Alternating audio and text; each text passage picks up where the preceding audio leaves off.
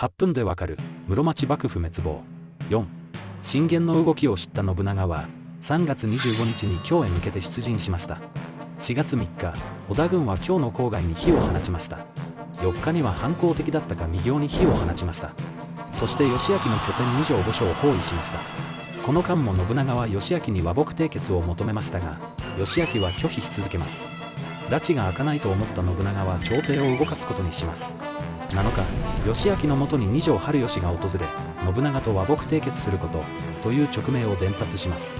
勅命は天皇の命令です。そのため義昭は従わざるを得ませんでした。こうして義昭と信長との間で和睦締結がされました。